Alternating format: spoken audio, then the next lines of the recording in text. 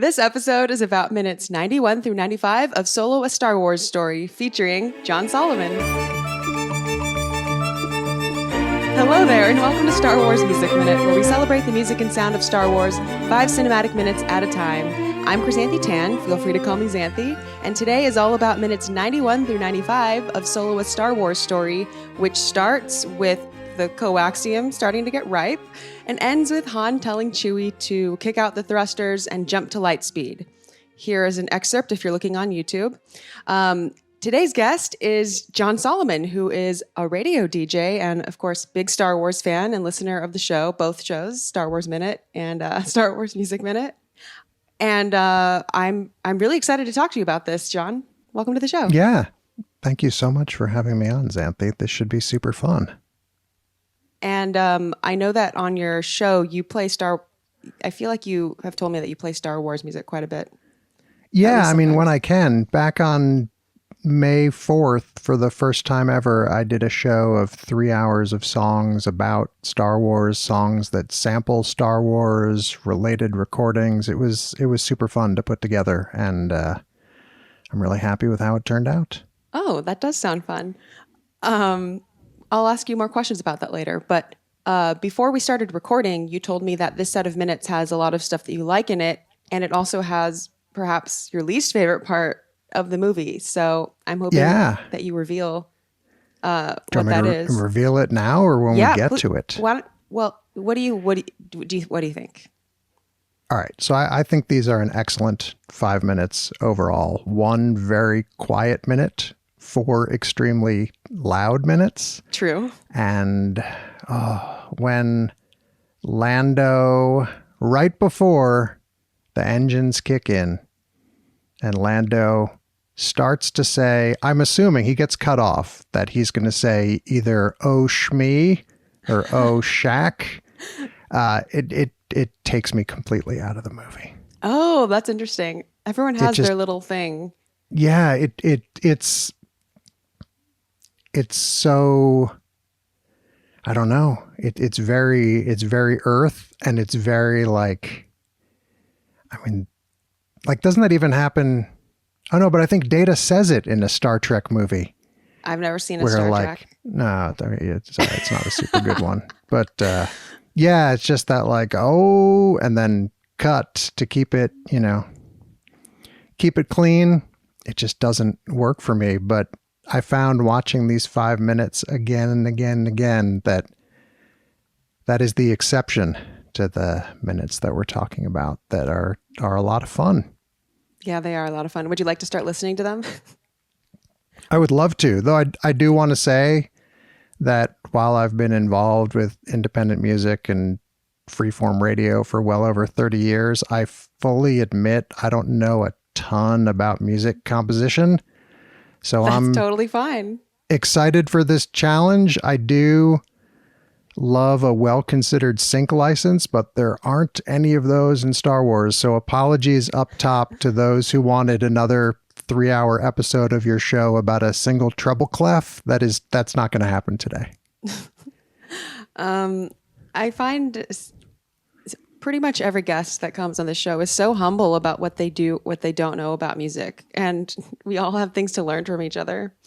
And the irony is that you work in music. So you know what you don't know to an extreme degree. And so, yeah, your numerous apologies over social media, over our DMs too, have just been hilarious. I'm you subconsciously know so much about music just through being a DJ for so many decades. All right, we'll see. Let's get to it. We'll see. Yeah. All right. So. Did I? Oh, there we go. That coaxium's getting real right. Okay. So those beeps are L3. She's part of the ship now.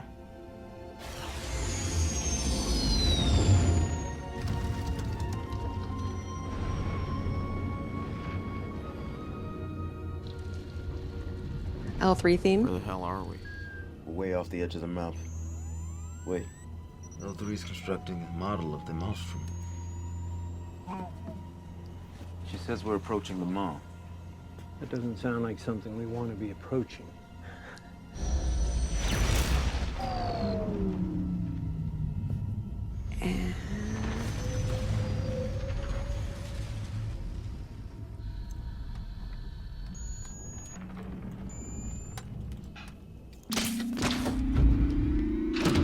Brace yourself. Okay, that's a good place to stop because Yeah, that's the Yeah. quiet minute. exactly. What are your thoughts about that minute? Well, I do appreciate how silent it is, especially because I was talking about this with my daughter, who's 14, and she loves Star Wars, maybe even more than I do at this point, which is saying something. Awesome. And when we watched these 5 minutes together, she talked about how the music reaches its crescendo as they reach the maw, but it's quiet enough that it doesn't seem like too much danger, yet you know something is going to happen. You don't know what, but you know something is going to happen. Okay. That's okay. Okay. That's interesting. We should listen to it again so we can hear what it is that causes that tension to build, because there is a bit of an accumulation of tension up until that point. But like you said, or like your daughter said, it still is not so much that it ruins the surprise of the maw either. Like that is still sudden, you know? I'm noticing in the quietness almost that there's a lot still going on. Like it's quiet volume wise, but there are lots of subtle things happening. And of course, a lot of that is also the sound design. Like, you know, the beeps are very important, and the sounds of L3 interfacing, becoming part of the ship, are also present and in the foreground. So I certainly hear sound effects more than I notice score in general. So while I can't promise some Crystal Beth level reactions, tell me about the themes and the leitmotifs that we have in this first minute. I know you mentioned L3. Oh, yeah. Okay. So this time, while listening through it, I'm going to pause a little bit more and I'll narrate through it a little bit more. But it's funny that you brought up Crystal Beth. Her reactions were so priceless in that episode that she was on recently. Yeah, I'm going to be a little more stoic by comparison. I have a feeling. She's such a treasure. Okay. So here we're starting the minutes again. Okay. She's interfacing. Okay. So listen to the strings in the background. She's part of the ship now. Already there's woodwinds. Do you hear like just a very faint, it's almost like sweet sounding underscore in the background? Yeah, it's pretty buried in the mix, but yeah. Yeah, it is definitely buried in the mix. But when Lando is saying she's interfacing, she's part of the ship now, the chord that is being outlined in the strings and winds kind of resolves to a very like placid sounding like major chord. Like it just sounds peaceful there. So let's listen to that. She's part of the ship now. Right there. No, I don't know. It was kind of subtle. Dee, dee, dee, dee. Okay, I'll play it a few times so I know, so listeners can have a few chances to catch that. All right, I know what I'm listening for now. Oh, sorry, didn't go far back enough. Okay. She's part of the ship now. Dee, dee, dee, dee. Okay, let's do it again. See if I can. What? I think these are the chords.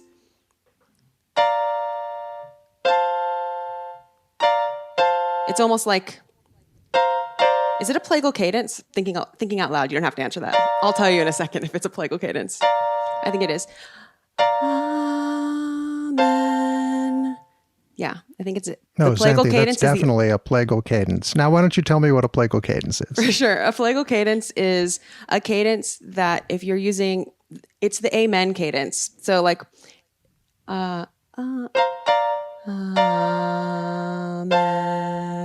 Mm-hmm. And a cadence, okay, it goes from a subdominant chord to the tonic chord. And the tonic chord in a key is the home bass chord.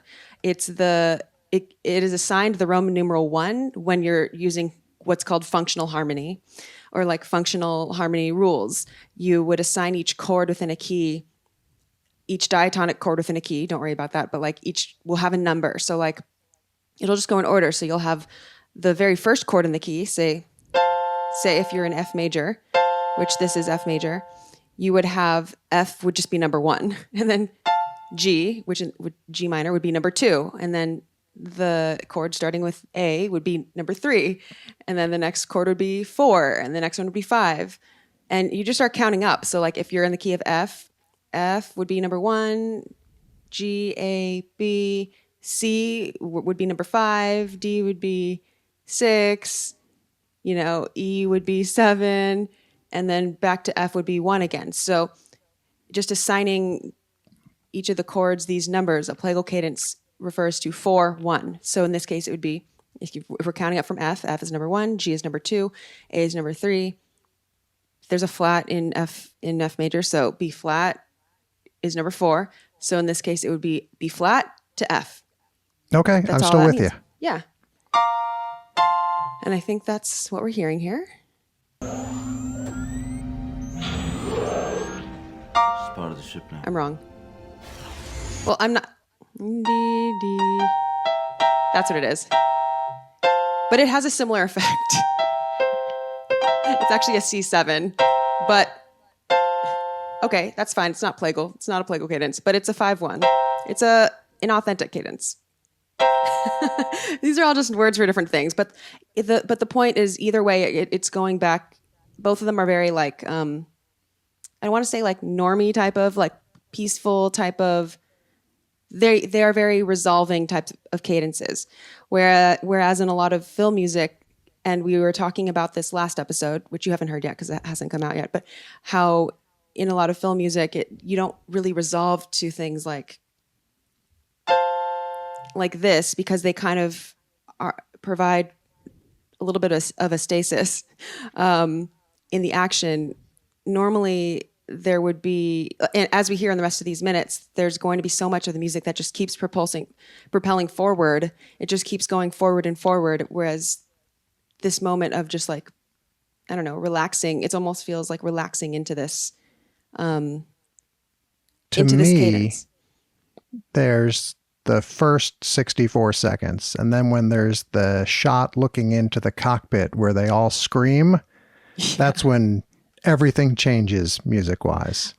And Yeah, I would agree. I love that moment, just the way the camera is positioned, and I imagine they probably had a lot of fun filming that.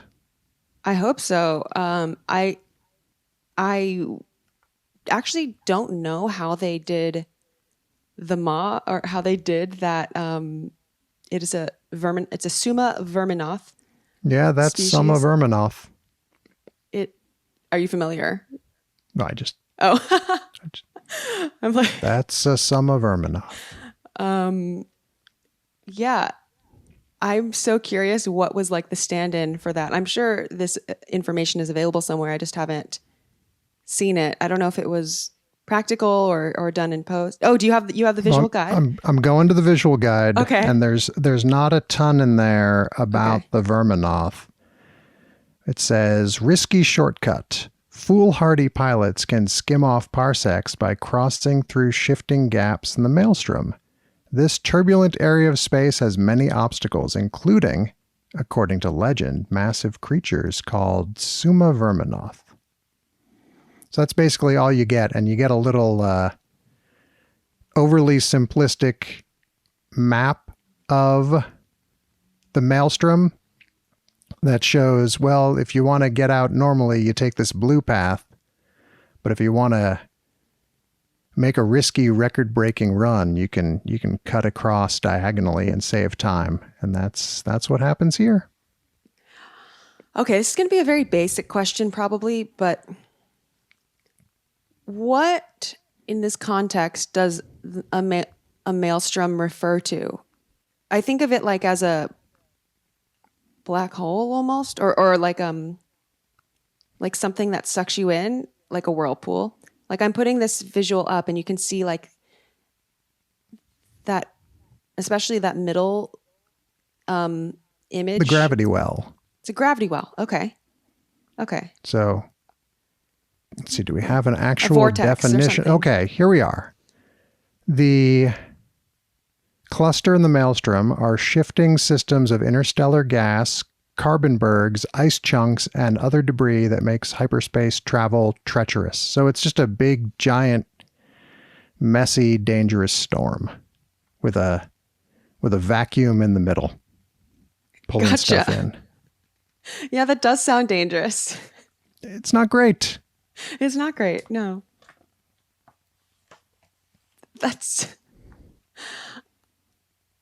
I know. Interesting. That's interesting. I feel like I probably didn't understand how dangerous it was until going through the movie so slowly. Because we see a lot of dangerous things in space. Like there'll be debris or there'll be like, the asteroid field or something.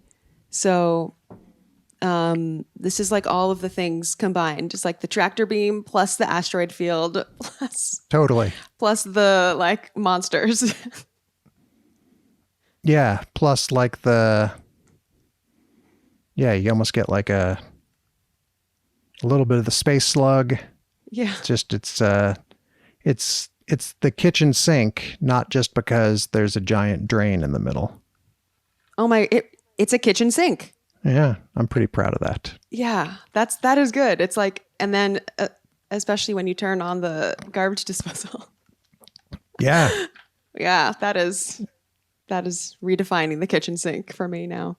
I'm going to rename my kitchen sink the Maelstrom. So anyone who visits my apartment, just canonically, we must refer to the kitchen sink as the Maelstrom from now on. So, it's Star Wars Music Minute canon now. Yeah, sounds reasonable.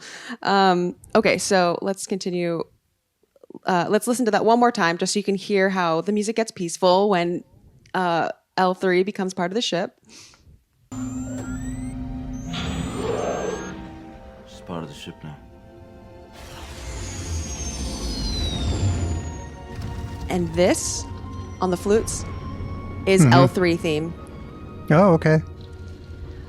But the way that it is presented is almost, it's kind of unfamiliar to the way that we are used to hearing it. Are you familiar with L3's theme? Would it be helpful to hear a more normal version of L3's theme? Oh, I'd love to. Yeah, if you don't mind. Yeah, I don't mind at all.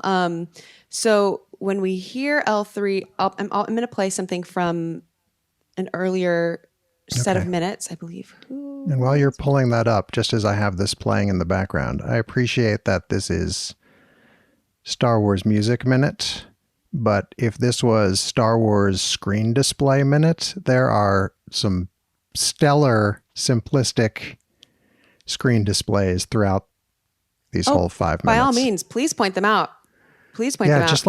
Yeah, one of my favorite graphics in Star Wars, besides on the Falcon when in the motion picture, when they're trying to get rid of all those TIE fighters, the gunner positions towards the tail end of the movie when they're escaping the Death Star. I love on the Death Star the schematic of where the Death Star is and where Yavin 4 is when they're about to fire. It's like just a bunch of lines and semicircles going everywhere. And in these 5 minutes, there are so many graphics that are kind of kindred spirits of those. Like even 9 seconds in when Kira is checking, I guess, if the L3 sync is complete. There's one of those with a bunch of Not the curvy kitchen lines sink, and but a the square. Yeah, SYNC. different sink, SYNC. Yeah. And just throughout, like, there's so many great screen displays. Even when at the end of these 5 minutes, when the Falcon and L3 are trying to find the path out of the maelstrom. I don't know. I like in my Star Wars a good light blue, yellow, or red line on a screen display, and these 5 minutes have them in droves. I was really appreciating them in these minutes as well. And also earlier in the droid on Kessel, I was appreciating like the TV screens too and the various displays in the whole droid, in the whole control room as well. Continue to point those out if they arise again or if you forgot any. But for now, let me just play a snippet of L3 stuff. Yeah, I'd love that. Okay. So this is from minutes 81 through 85. Hey, I'm Chewie's friend Han. Okay, I'll tell you. Okay. Okay, actually, I'm going to do this from a different set of minutes. Okay. Sorry. L3's That's theme all right. pops up a lot, but I'm trying to think of the most like representative one. Here we go. I'm in. Han, can you hear me? Kind of need to know which way to go here. L3? So The thermal volt is down 2 levels, then left, then right. I'll tell you when it comes back again, full force. A lot of directions. It's going to be on trumpet.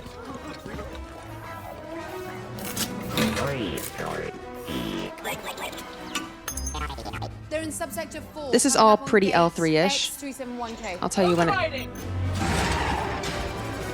Here, strings. Freedom. Here.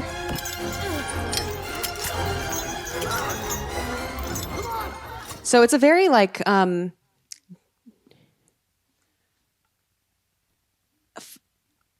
boxy beat. It's a pretty solid like, or it is how should I say this? It's like rhythmic in I almost feel like you could march to it.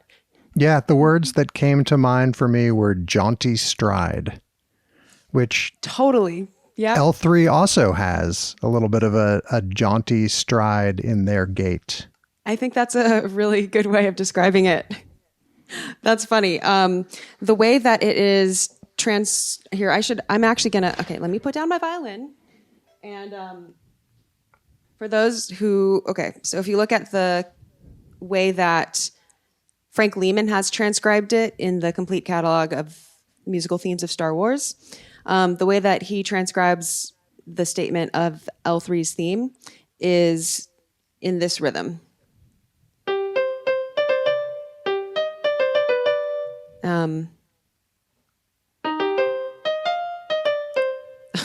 This keyboard is so small. Okay, sorry. Sorry. The point is it's in 3. It's 1, 1, 1. And then I don't know if any of that made sense, but it is kind of fast and rhythmic. And then here, when we hear it in the maelstrom section, when she becomes one with the ship, we hear it in a much more lyrical and subtle way, where it's like woven in, not as leading the march, like we're leading this rebellion, and it's everyone follow me. It's more singular. It's like it's on the flute. Let's just directly contrast it so we can hear it in context. Okay. Right here. Do you see the pulse is taken out of it? Well, she's The pulse is no taken out of it. longer with a jaunty stride because she's part of the ship now. Yeah, it's almost like her theme is now it's like the ethereal spirit of her theme. So that's what we're hearing right here.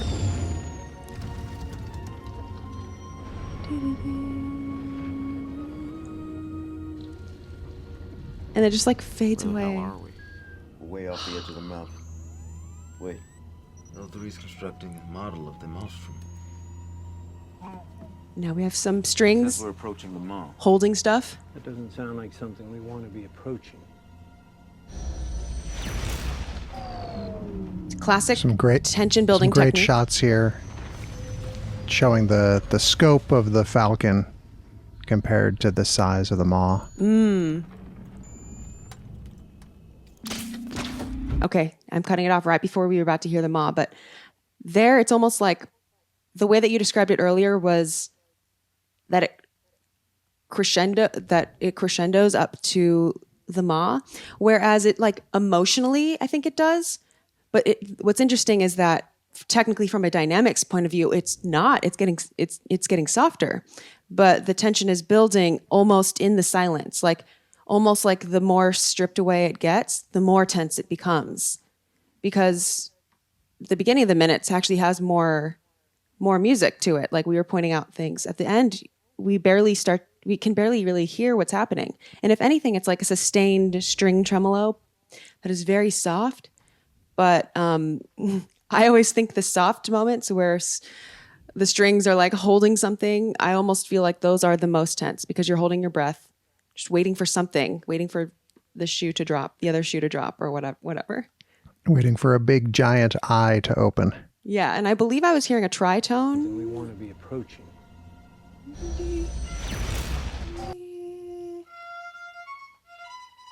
I was, okay. So the strings are doing what's called a tremolo, which this term will come up a lot. It's the trembling of the bow on the string. It's very effective in moments, in places where you want to build tension or hold something, or in horror writing. Sorry, there's sirens going on outside of me, but It's all right. We're lucky no one's mowing the lawn outside my place oh, today. good. And the interval that the strings are playing happens to be a tritone, which is an unstable interval.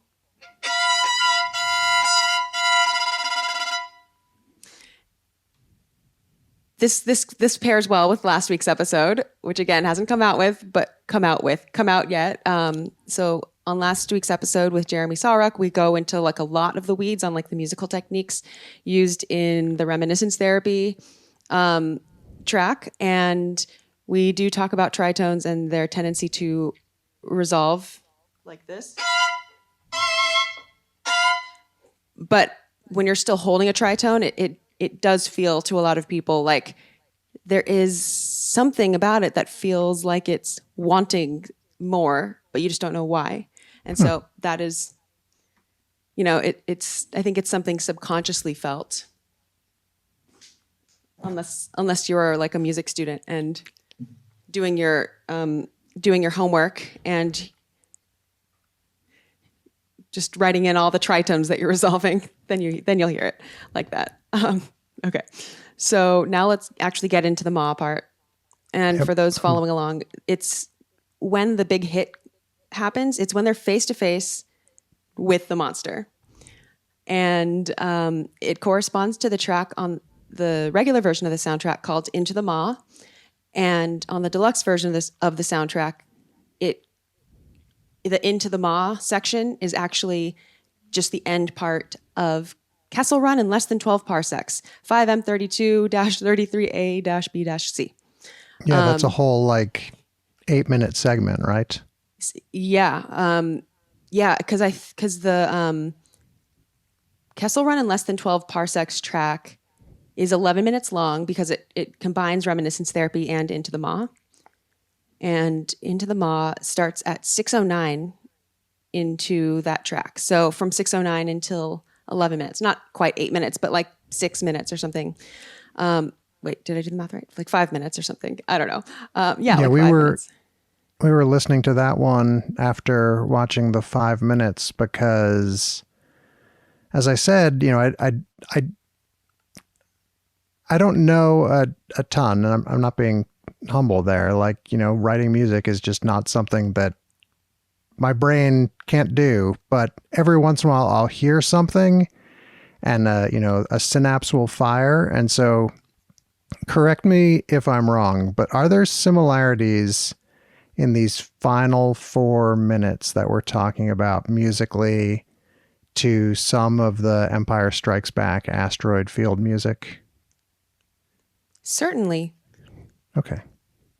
Although it seemed like there are some moments when they're really trying to get out of the maw that have those same kind of, I don't know if it's like those staccato or quick notes, those like do do do, where I don't know, maybe it's just, it could almost be more similar sonic feel than sound, but it definitely had me cross-referencing the piece from the special edition of the soundtrack versus the Empire Strikes Back score. Sorry, the special edition of the soundtrack, meaning of the Empire Strikes Back soundtrack? Of Solo, of the piece that you're just talking about, like the one that has like the longer tracks and has the cue numbers. That isn't just the one that came out a couple years after the film that you've talked about a few times. Right. Well, that track, Kessel Run in less than 12 parsecs, blah, and then all the cue number names, that, if I'm not mistaken, is just the same thing as Reminiscence Therapy and Into the Maw combined. Okay. From the regular version of the soundtrack. Because that track is 11 minutes long and Reminiscence Therapy is 6:13 and Into the Maw is 4:49. I think that adds up to 11 minutes. More or less. Pretty much. And there are a couple instances of that happening on the soundtrack where the deluxe version will just combine a couple cues and have a name that is a little bit more, I don't know, descriptive than the, marketing name or something, like Reminiscence Therapy. They don't have to be as cagey because the movie's already been out for a couple years. Yeah. And it probably goes back to what some of the original cue titles were called, which, it's not always going to be the most. Cue titles can sometimes be almost boring because they're just so descriptive. They just need to describe what is happening, without being like too poetic sometimes. So I'm interested. Well, we're going to get to listening to it, but when you notice those similarities, point them out, because I think there are a lot of similarities. However, without knowing exactly what you're talking about, we could be talking about different similarities. But there are a lot of techniques being used, or a lot of things that I'm hearing in Solo that certainly echo other similar moments of tension and escape and monsters and horror and things like that from other movies, including Empire Strikes Back. So all right, so let's get into the maw part. Okay, this is the tension. Now, in about 5 seconds, you're going to hear something sudden, so just be aware.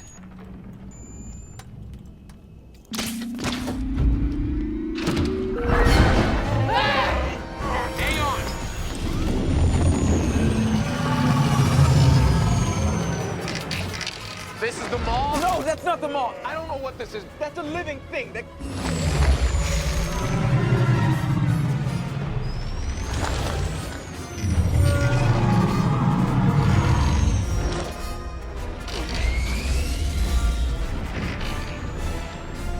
There. That's the mall. It's a gravity well. I got an idea. Don't fly toward it, Han! Okay. It's so busy. What are you hearing? Well, I keep shutting my eyes to try and focus just on the music, because like you said, there's a lot going on here visually, sound-wise, score-wise, but the comparison that I was looking for hasn't quite happened yet. Okay. But tell me about what you're hearing. Well, first of all, I'm going to play this without the dialogue and sound effects so that we can get a better hear of the music. Awesome.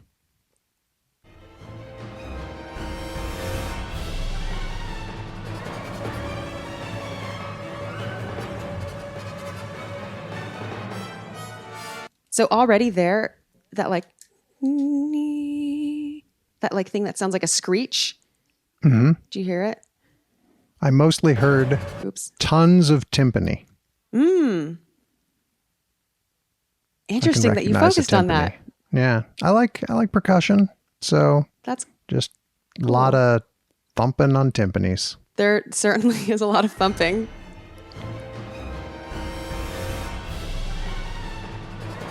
So I'm hearing very frenetic, fast strings and rips, trumpet triplets.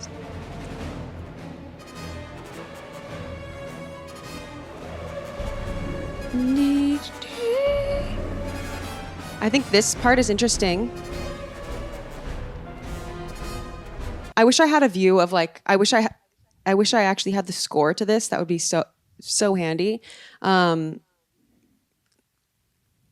But this is a moment where like I feel like I could see someone being confused as to whether one of those sounds in particular is like a sound effect or coming from the music.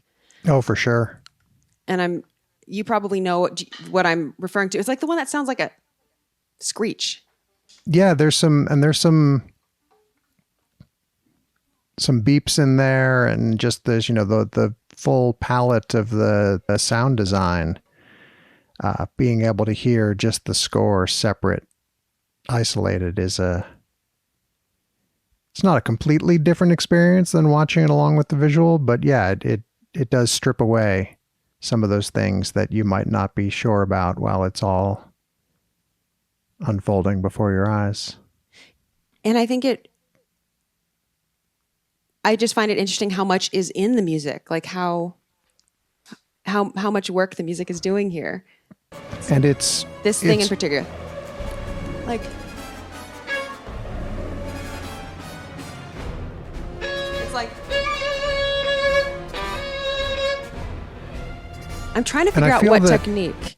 The tempo to me, and correct me if you can think of a different example, but it seems like some of this music is about as fast as music gets in Star Wars. Okay. How do you define fast? Okay, that's fair. I could see on the video that you were going to come back at me with something like this. I think just it's not it's not the beats per minute or something like that, but it feels like it's really,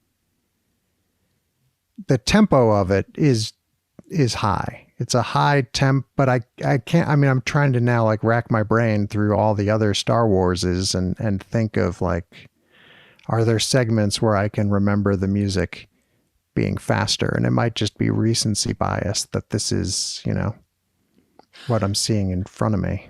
Well, also, I think it's interesting how people conceive of speed in music, because there are, like you said, there's beats per minute is one thing, but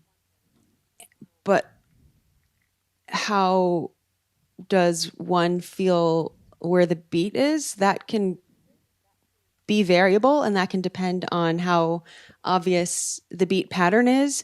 Because, for example, or people could literally be talking about the speed, like if you were just to remove all the musical language of beats and whatever, if you were just to say the amount of notes per second that are sounding, that could be what people are responding to, like just the time elapsing between each note that is being played, if that makes any sense, because then it doesn't rely upon people understanding whether like, oh, is this in 3, or maybe it's actually slow, but you're thinking of it as fast, which is it's a very, like, it's always a cause of confusion unless you define like, okay, how long is the length of each beat? Like, basically, are we counting in metric or are we counting in, how big is the unit that we're talking about?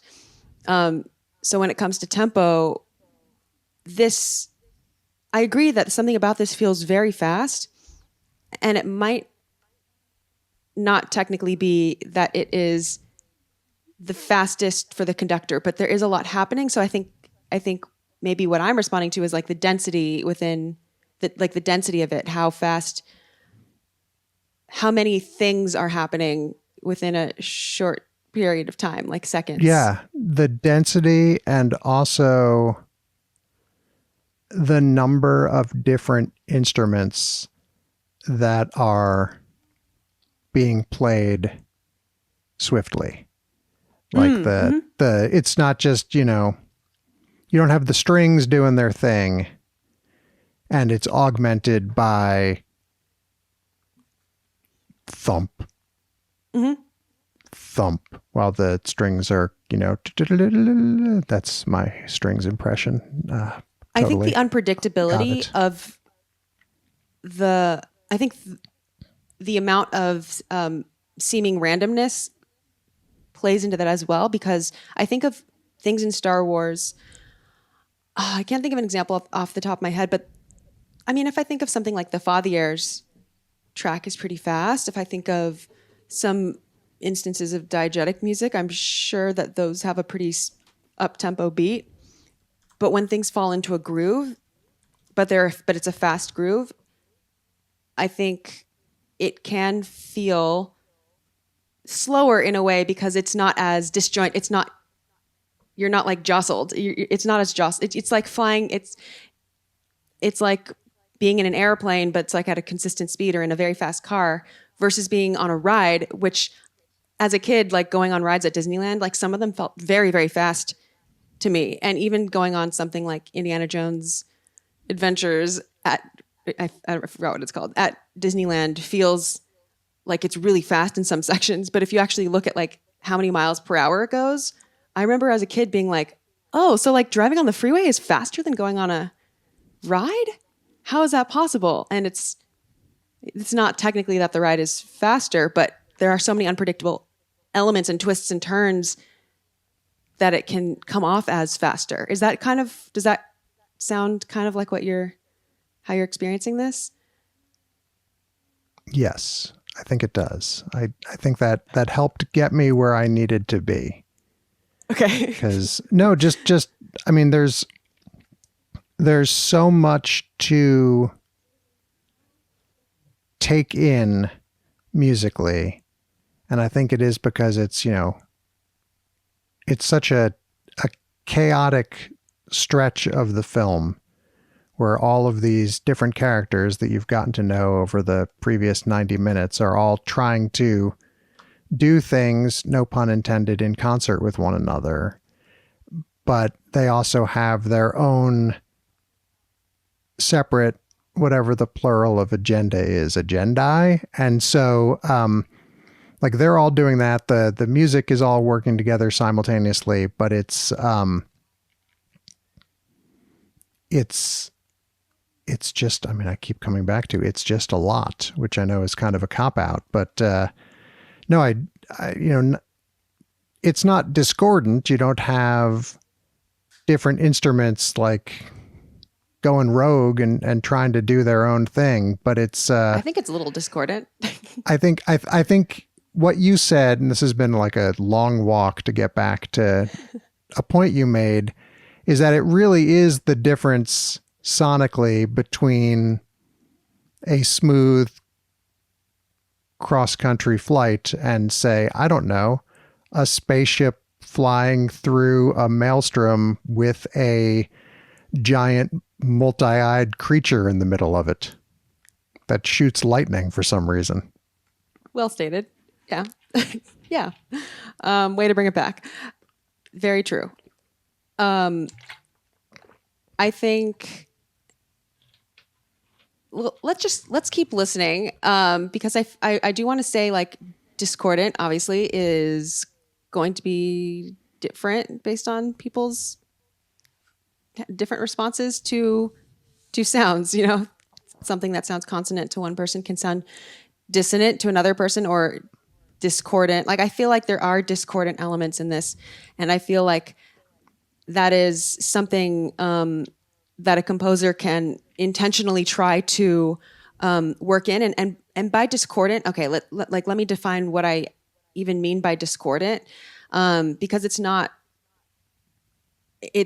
really a value judgment. In this case, I feel like it's almost like a technique to put things of different textures in on purpose to create this like storm of elements. And so I can hear, the composer, orchestrator, whoever worked on this particular cue, throwing in all these different things that don't normally go together. And the one that really sticks out to me is that one that sounds like howling. Like I think that's in there for a reason. Like that's not something you randomly throw in, is like this persistent screeching. And it almost sounds so like it doesn't ring immediately as like, oh, obviously that's the string section, or obviously that's the flutes. It's not idiomatic in a way that most people recognize as, oh yeah, that's a woodwinds doing their thing. It's not like instantly recognizable as a common technique that we hear all the time. Well, I like how you put it, storm of elements. I think that sums it up quite nicely. Yeah. I don't know if this will make the show, but something you were saying made me think about this. You talked about what's discordant to different people. Think about a handful of years ago, I messed my back up really badly and I had to get an MRI. And the people at the MRI place were insistent that I wear headphones. They're like, you got to wear headphones. The noise is so bad. You got to wear headphones. And I said to them before I went in the tube, this really isn't that different than a lot of the music I listen to on my own. So I'm good.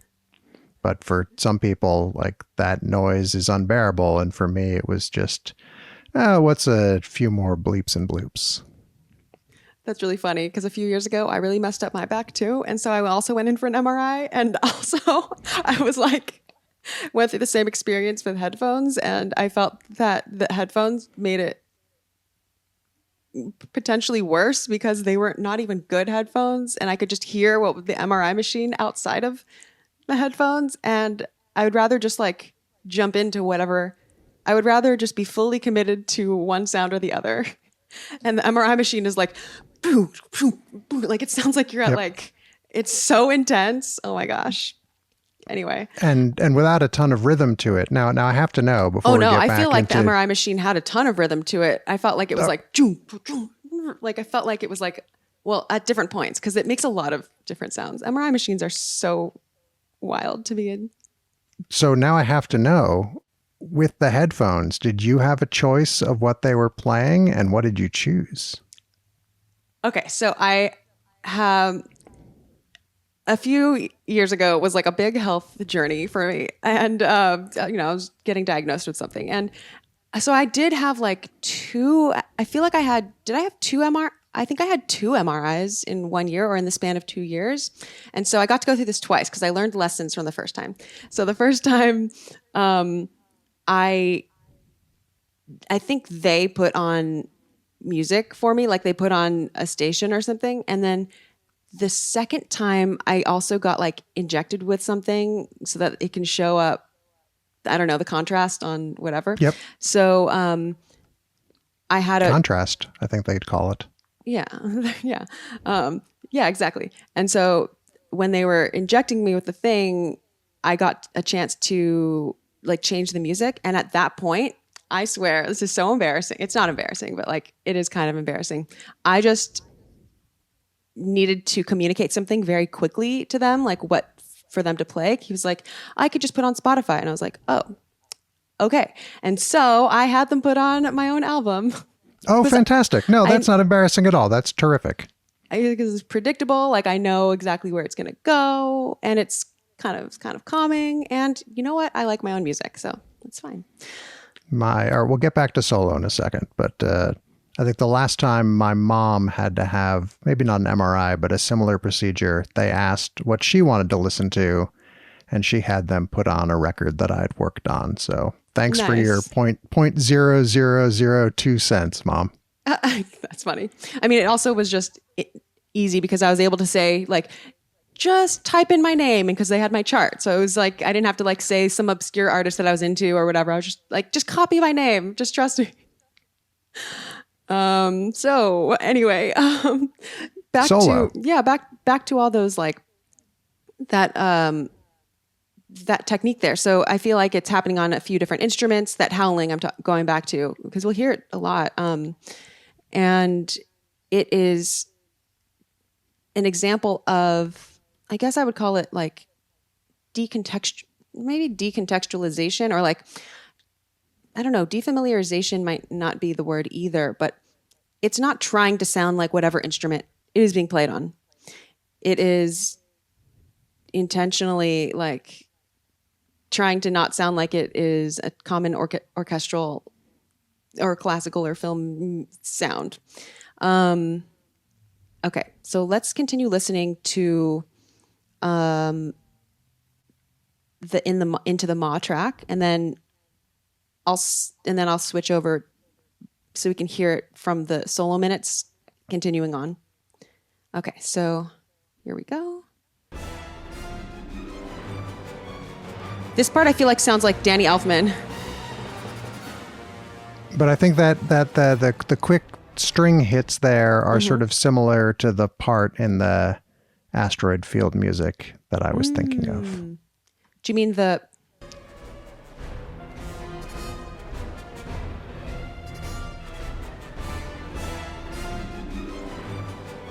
Do you mean... There. Oh, The- Yeah, exactly. Oh. I can see that. It does. Now, I don't necessarily know if I would have similar feelings if this was a different sort of scene, like if it was a space battle or something happening on land. But I think that the scene, the asteroid field and this scene are a little bit of, like, there's overlap in that Venn diagram. So maybe that is part of what is making me come to this conclusion. What that just tech in the music, what is happening there is like, it is a little spot of rhythmic, to me, consonants, it almost harmonic consonants as well, because for like 4 bars there, it becomes very like hummable. 1, 2, 3, 1, 2, 3. It's like waltz. 1, 2, 3, 1, 2, 3. It doesn't last for very long, but just like for 4 bars, you're like, oh, okay, we're in a little fast 3. Yeah, it kind of 1, 2, 3. brings things back to again, I'm trying not to use words like pace and tempo, but like the cadence of it. It brings back like a little bit of familiarity amid all of the freneticness. Yeah. A moment of predictability there. Again, it doesn't last Yeah, long, there you go. but it's like a little bit of, oh yeah, you can start tapping your foot and then it changes again.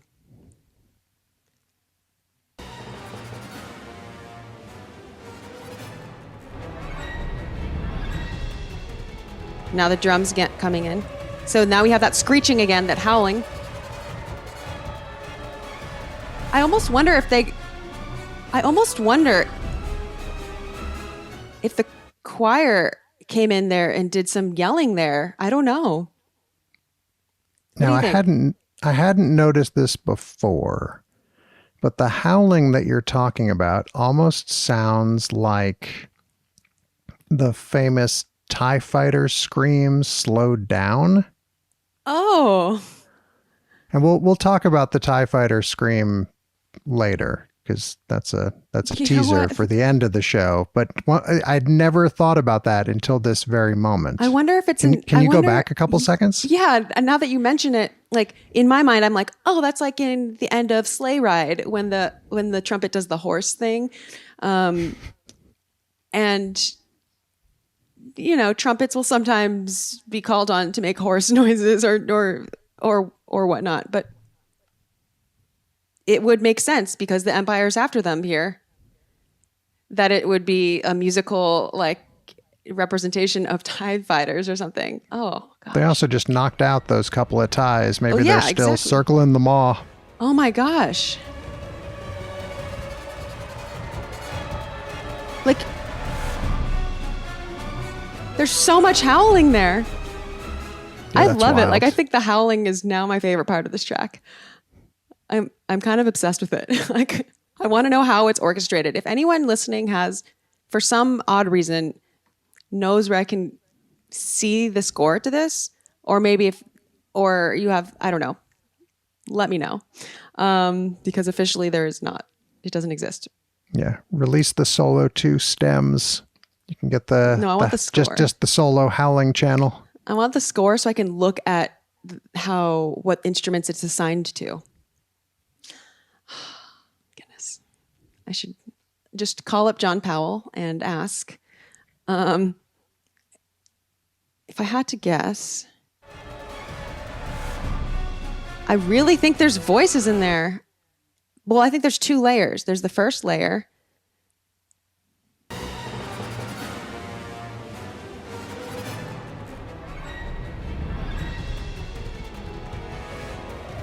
Right there. Oh, There's like, yeah, And that then the sounded second more layer. voicey than it. Sorry, I talked over. no, it's okay. That sounded more voicey on this pass than it had before. Oh, see, for me, the voicey part is the part that comes in after that. But Okay, see, I heard voicey and then not scream, but like the scream of the ship. listeners, what do you think this is? You know what to do. Leave a comment, tweet at me, or just tell me on Discord. I usually when I'm not sure what the answer is that it's multiple sources mixed together, and so that's why it can be hard to tell. At some points, I've thought it's like, oh, it's a trumpet doing that sleigh ride thing. And I'll put a link in the show notes to Sleigh Ride if people aren't familiar with it. You know, the popular Christmas orchestra tune. Yeah, exactly. And at the very end of the piece, the trumpet plays this thing that sounds like a horse neigh. Giddy up. And here, so I think a trumpet could do that sound. I also feel like it could be strings playing very high on a very low string, which has a very tense, like choked off sound. I'll demonstrate in a second. Because the note that I'm hearing is like a C sharp.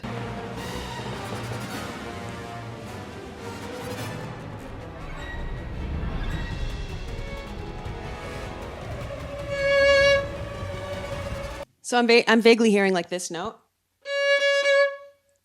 All right, I preface this by saying I don't think this is what it is. No. But have you ever seen someone play a saw? Yeah. Like with a bow on a saw? Yeah. It has sort of a similar sound to that, maybe because of like the screechingness of the metal. Maybe. Just throw that into the kitchen As sink. I said, but yeah, I mean, if anything's possible at this point. Okay, wait, let me continue the thread about the C sharp. So Totally. So I'll show the camera, but if you're looking on, I'll show the camera for those who are watching on YouTube, but I'll also describe the note that I'm hearing is the C sharp that on the violin you play on the A string, which is the second highest string.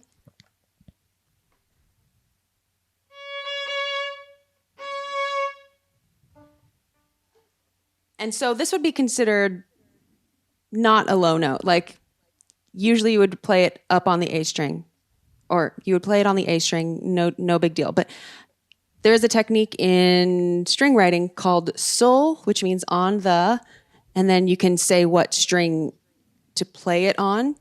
And the strings on the violin are from the lowest, G, D, I'll play them, G, D, A, E.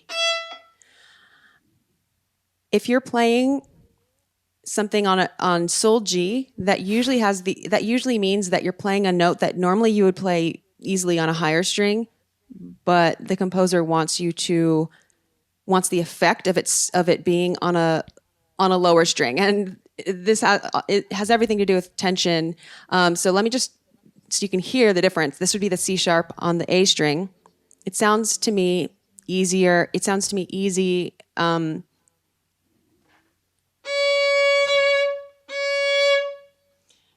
then let's hear how choked it sounds if I play it on the G string.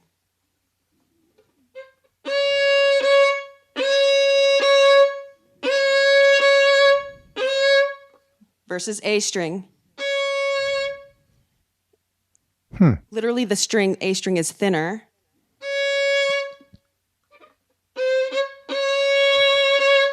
It's much thicker on the G string. So I feel like the choked nature of this almost, like if I only had my violin and we're trying to recreate this howl, I could do it with like,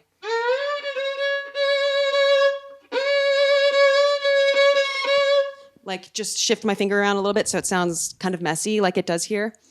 I can hear the difference in the string thicknesses. Yeah.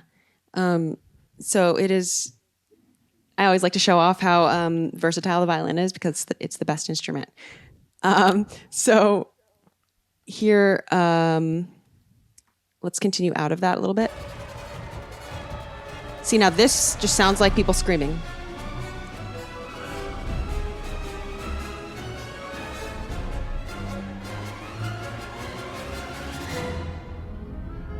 Couple more good screens during this section too. What were the screens?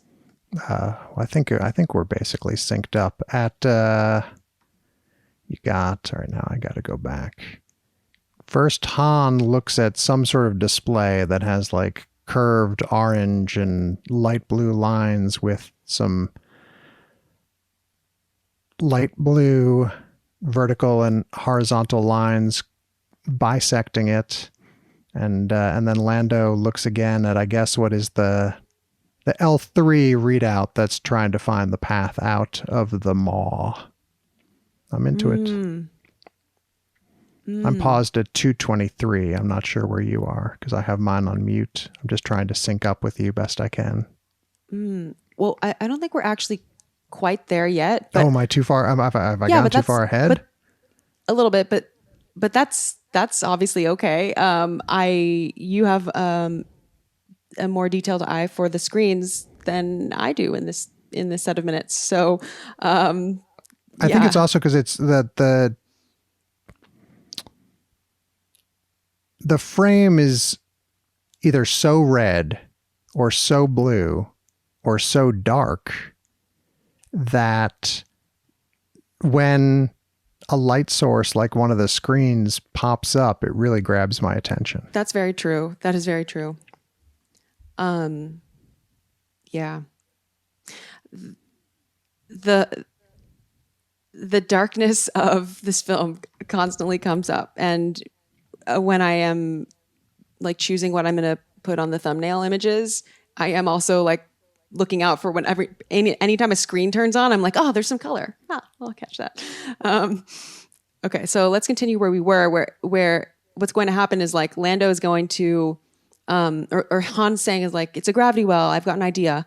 And then Lando says, that's the escape pod. And Han's like, I know. And then we hear a little bit of an abrupt musical cutoff. And that's what I'm going to lead into now. Cool. And then we'll continue gone back this that time. far. Now I'm back at like 150. Okay, here we go.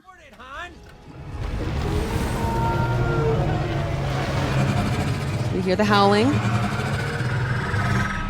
See if he goes for this. No, what are you doing? That's the escape pod. I know. Then why'd you do it?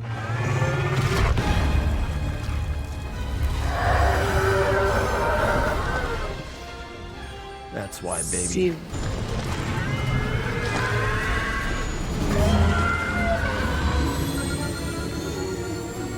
Han Solo heroic theme. She found a way out. Yeah, my daughter even said at 2:10, she was like, that's Han's theme. Yeah, but there's a twist to it. And I appreciate how they have all the sound drop out when Lando says to Han, then why'd you do it? Yeah. I think it breaks up the cacophony nicely. And it's just a moment. It accentuates then what comes after it. It's, a little short way that they're able to pull back to emphasize the impact of what comes next. And I really like that too. What strikes me about this scene or this set of music, this, little section of music that we're about to get into, is we hear a lot of familiar themes. We already heard L3, but they all have a twist to them. Like, it'll be a note is a little bit twisted. So if we go back to the part where we hear Han's theme come in, so let's hear that. Then why'd you do it? I love this. Everything slows. That's why, baby.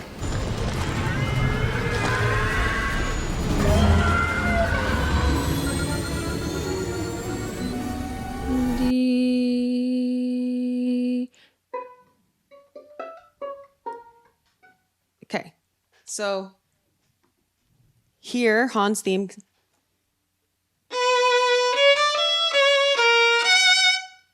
That's not normally how it goes. It goes.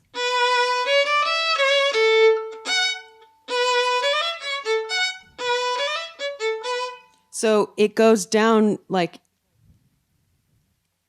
it's not like the whole theme is warped. It's like just a tiny element of chromaticism is introduced.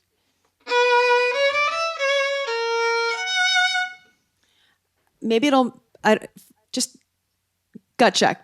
Did you hear the difference? It's okay. Yes, but can you play them again and remind me which is which before you play them? For if you sure. don't mind. Okay.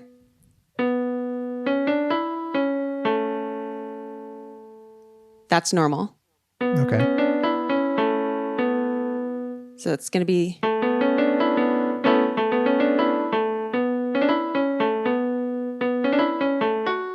Still normal. So here's the twist.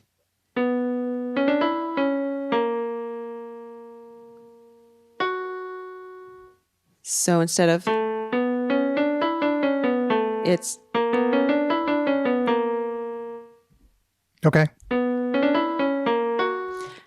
And let's keep listening because it's going to happen a couple other times. And so you might notice a trend with how the twist is happening.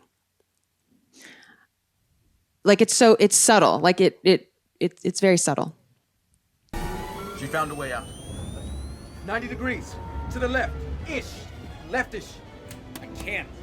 It's taking everything we got to stay out of the mods, pulling us in. We're stuck.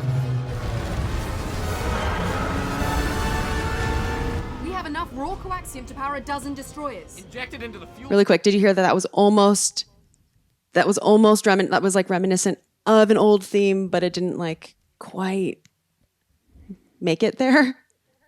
Now, why do you think those decisions were made? To have it be slightly warped from music we might already know consciously or subconsciously. Do you mean like the Han example that we just did? Yeah. I think to fit the character of the cue. I think it is in the service of the greater piece that it is part of, because musical themes are kind of like, they're very flexible.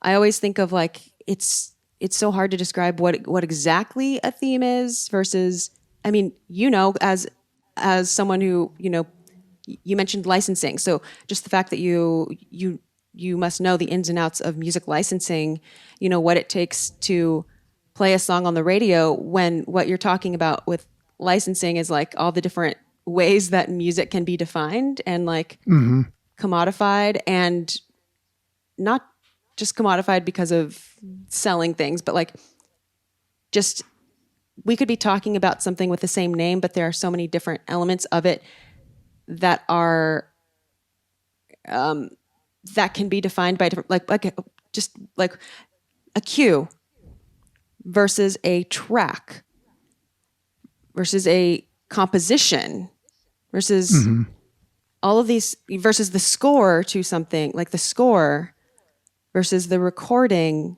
versus the leitmotif, the theme. Some of these elements are more fixed than others. Like if something is a recording, that is fixed. We're talking about the track title and the track entitled, the track that's called this. Sorry, the track titled, not entitled. But a theme is much more flexible. It's like when you write a song, what is the song? What is the song? Does it matter if you change a note or a lyric? Most would argue, well, it's still the same song. But then when you record the song, then there is a fixed recording of the song. And then that is a definite thing. But the song itself, you could teach the song to someone else. That person could teach the song to someone else. You could have people covering the same song with a slightly different twist, and it's still the same song. So like this, when we talk about musical themes, musical leitmotifs, it's rare that we mean like something very exact or fixed. So a natural variation is just assumed as part of it. The theme is going to be in different keys. Otherwise, it would just be a needle drop every time, which is absolutely not how it works in film scores. So the warping of it is like we're talking about deviation from the way that it is perhaps introduced or the way that we usually hear it. And a lot of that could just, it's less of like a why change it and more of like a what does that change, how does that change affect you? So the skeleton is basically the same, but it's everything that's built around the skeleton that's different. Yeah. And some would argue that different themes are defined by different elements, where like a skeleton some themes, the heart of the theme might be more like the organs or the soft tissues. Okay. And that's why it gets very fuzzy when we talk about themes, because you could easily switch change the definition under someone's feet. And all the time I encounter discussions about Star Wars music where we talk about, say, favorite themes or something. And some people are clearly talking about themes in a more amorphous sense. And some people are clearly talking about themes as like the thing on the soundtrack that says it's called Rey's theme. And those are related but different things. And Rey's theme on one soundtrack could be slightly different than Rey's theme. Well, Rey's theme on one of the other soundtracks. Rey's theme as a proper name, as a proper title, because I feel like there actually is a theme called, I feel like there is a track on the soundtrack, right? Isn't there a track called Rey's theme? So like if we're talking about the song that is called Rey's theme, that is something different from if we're talking about Rey's theme as... Understood. Yeah, because Okay, Rey's cool. theme shows up in the track called Rey's theme, obviously, but Rey's theme also shows up in a lot of other moments in different contexts that are outside of Rey's theme proper on the soundtrack. Yeah, this isn't exact, but it's almost like capital R, capital T, Rey's theme versus Rey's theme. Absolutely. Yes. Gotcha. Exactly. No, I appreciate you talking me through these things. It's super illuminating. I'm glad that I have the opportunity to talk about it, because I want to clarify this anytime that I can. Because it Speaking helps. of illuminating, your Yes. lighting is so much better than mine. I keep trying to play with it. I'm not used to there being a video element on. Oh, that's too much. All right, never mind. It's as funny we were. because there's so much. I have white walls all in here now. Like I only put up like random. I try to put random things just so that my camera doesn't fixate so much on the whiteness, and it gets so. It's so much. It's so white here. I have my window like mostly blocked. It's it's morning here, so. The sun is full force.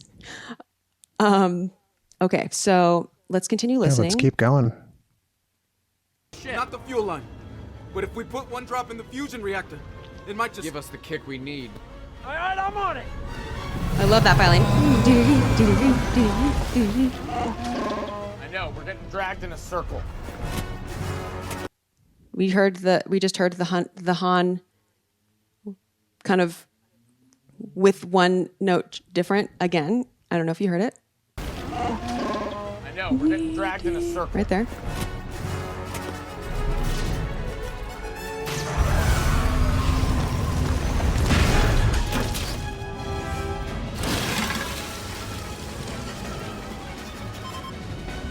Once we get lined up, Beeps. it's gonna be a straight shot. As soon as that coaxium ignites, we're gonna tear out of here. And the second we're clear of the maelstrom, we jump to light speed. Some more good screams. Oh, and there we heard a real TIE fighter howl. Yeah, So because we passed a the couple Falcon's things. taking a real beating here. Yes. Did you catch the gang theme? If not, I'll point it out. If you can play it for me, then maybe I'll remember having heard it. Okay. So the gang theme is...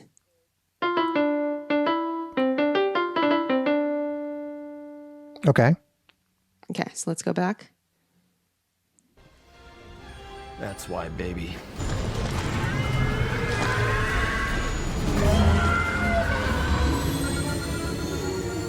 So that's the Han. She found a way out. Yep. 90 degrees. To the left. Ish. Leftish. I can't. It's taking everything we got to stay out of the mods, pulling us in. We're stuck. It's almost the Rebel You have fanfare. enough raw coaxium to power a dozen destroyers. Inject it into the fuel line. It'll blow up the ship. Not the fuel line. But if we put one drop in the fusion reactor, it might just give us the kick. That was a hint of L3. Alright, I'm on it.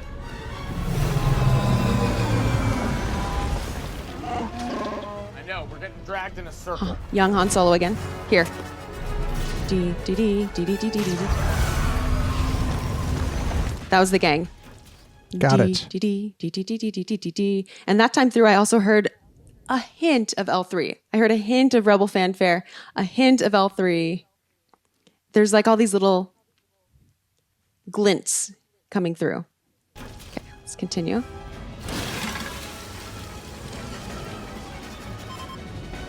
Once we get lined up, it's gonna be a straight shot. As soon as that coaxium ignites, we're gonna tear out of here. And the second we're clear of the maelstrom, we jump to light Great speed. sound. Beckett! Can't talk! I see it.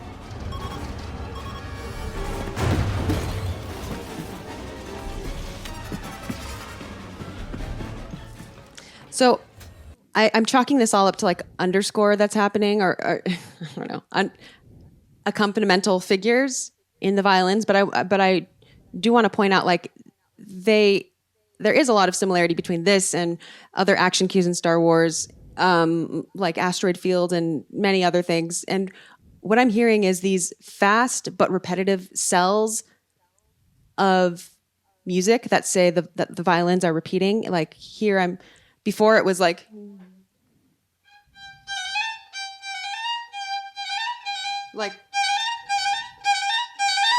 and then it would go like higher. I don't know, it's modulating so much. I don't remember which time it's doing that, but here it's a very effective textural gesture. And what is being played is, Tear out of here. And the second we're clear of the maelstrom, we jump to light speed. Beckett! Can't talk! I see it. so it takes the density of this, like the layers are coming in, or all the instruments are doing work here basically to add their own layer to the what were we saying before, the storm. It kind of reminds me of like in 5th grade I went to this camp with school and they taught us how to filter water, or like how water, I don't know, how in a spring, like it goes through all the layers of rock, it goes through the different layers of rock and whatever. And I remember they made this jar of like, they put like rock and then they put like some other thing. And I don't know, it just looked like a jar full of various like rocks and dirt and stuff and whatever.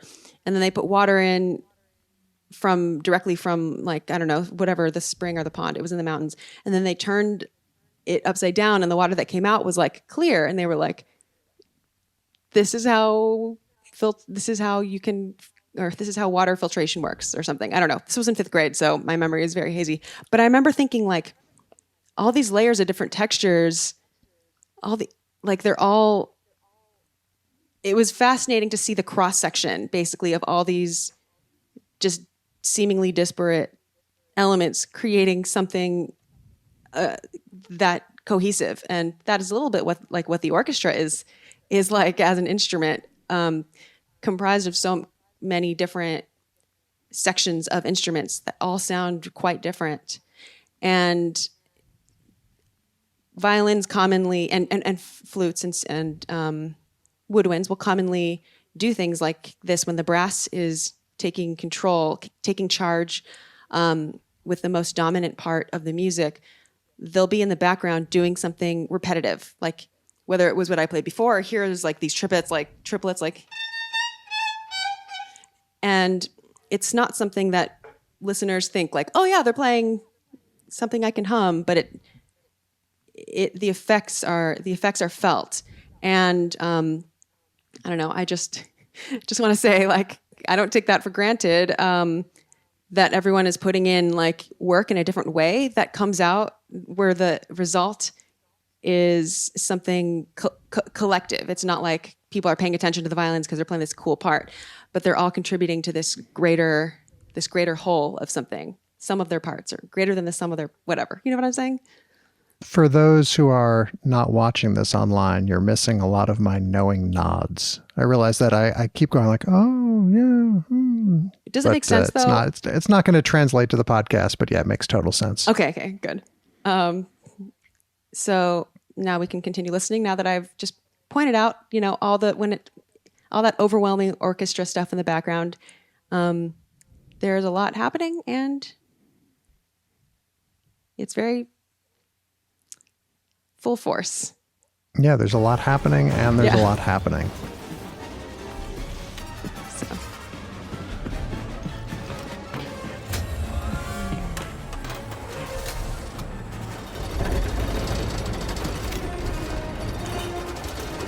The gang theme. That screeching again. Beckett, hurry up! We only get one shot at this thing! Shut up and let me do this!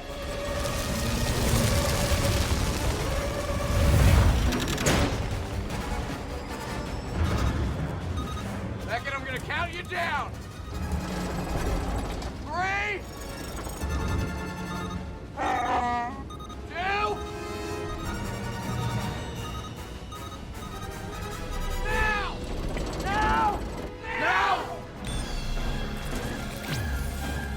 And now that's a change in tempo right there.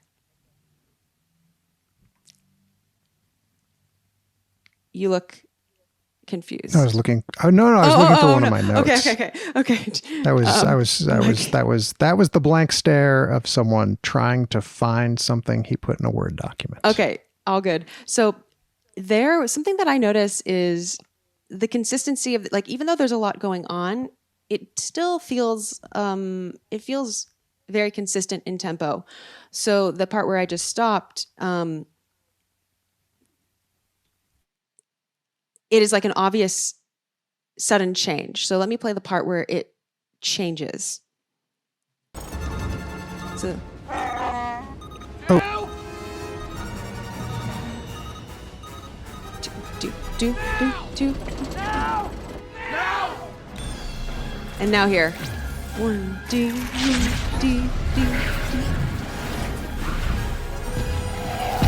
Slower, basically. Did it feel slower to you there? I'm curious. I lost you there for 1 second. That's all right. I actually, it froze up there for a moment. Oh, okay. Well, you came back in mid thought. Okay. Let's go back a little bit here.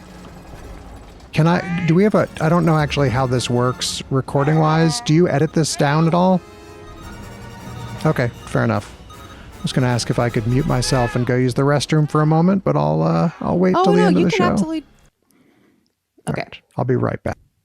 Sorry if there was a little bit of an abrupt shift, but we're back now, and I'm going to play leading into this section again because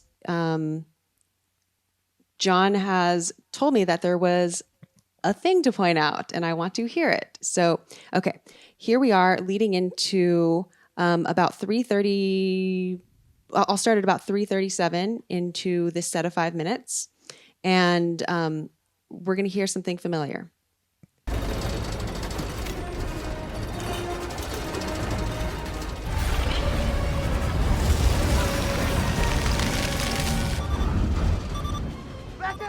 So what are you hearing there? Wait, it's going to happen again in a second, Okay. even louder.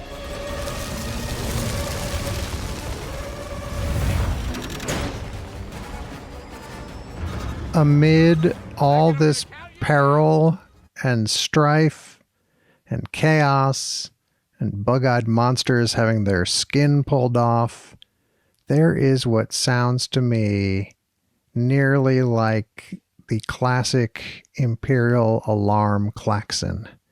And it's a sound that we usually associate with bad things happening on the Imperial side of things. So to have it show up here was kind of jarring, but also I'm sure there are all sorts of alarms going off across the Falcon, given the beating it's taking from space lightning and carbon bergs and everything. So there's an alarm in there somewhere, and you could hear it quietly at first and then louder again as now the radar dish is about to be blown off, for example.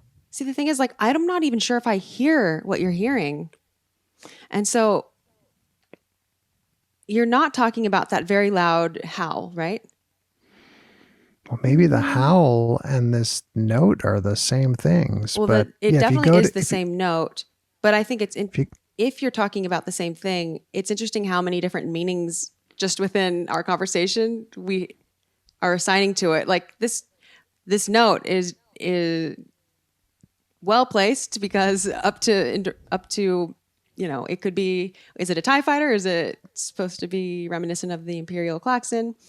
Is that what you're talking about?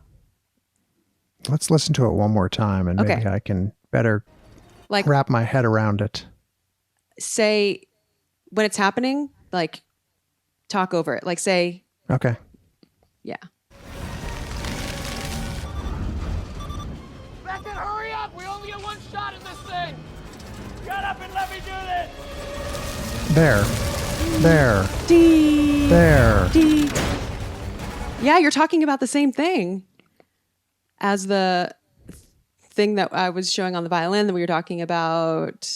The TIE fighter howl slowed down almost. That is so interesting because now that you say that, before when you said, oh, it's almost like TIE fighter reminiscent, I was like, yeah, I'm on board with that. And now that you mention it's almost like reminiscent of the Death Star siren, I'm like, yeah, I'm on board with that too. And also it's funny how people can hear the same thing and connect that noise with things that are totally different, totally similar. Yeah. That's even with some of the, like on past episodes when you guys have been talking about certain leitmotifs, I'm completely with you on the majority of them, but occasionally there are some where I'm like, maybe it's just the fact that there are only a finite number of notes. For sure. Yeah. Everyone has their different cutoff point with like if that hidden Mickey counts or not. And here, I think before recording this episode with you, before when I was just thinking about it to myself, that howling sound, that shrieking sound to me was like, oh yeah, that's like, it's kind of symbolizes like the monster. And yeah, I mean, we don't even really get a sense of like what kind of sounds are coming out of that thing. Like the Summa Verminoth, it's probably been a while before it's been visited by anyone. And is it screaming? Is it, we don't know what kind of sounds that thing makes. True. And if we go back to like what it's called, like what the track is called and what they're kind of described, like the maw, basically, like a maw isn't that like a big open mouth, like. Yeah. And so I think maybe that's why I thought it reminded, like I just assumed. See, I never assumed that like, oh, it was supposed to represent, or like it was coming out, that was directly the sound coming out of the monster. Like it wasn't a 1-to-1 correlation, obviously, but it was sort of like the music felt like, oh yeah, how appropriate for the maw, like the maw of this big, big animal. But I feel like all three of those reminders just kind of almost like beautifully fit in this set of minutes. And I have no problem like thinking about them all. And that's the thing, like with music, with art, it's not like they have to commit to it just meaning one thing. I'm sure it reminds different people of lots of things. It's a double maw. You got the maw of the creature and then sort of the big gaping hole at the center of the maelstrom itself. Oh, that's so true. Yeah, we've gone double maw. We've gone double maw. Have you ever heard people call like their grandmother's mama? I have. We don't have a mama in our family. We've got a granny, we've got a nana, and we've got a grandbob. Oh. That's funny. But yeah, mama. We have a double ma here, and we have a lot of these howls, which are really my favorite part of this track now. And when we go back, if we go back to the slight chromaticizing, the slight note changes that are in these themes, there was a brief one with the gang that I'll point out.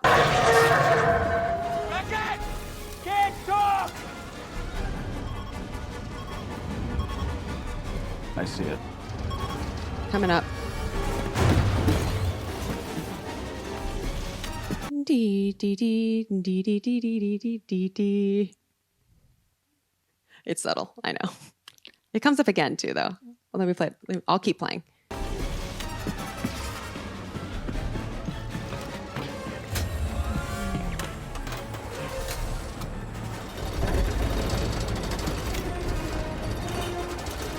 There we go. Dee, dee, dee. Yep, I caught it that time. Oh, good. And it was kind of in the same way as young Han Solo's theme, where it just raised the lowest pitch up by half step. Instead of.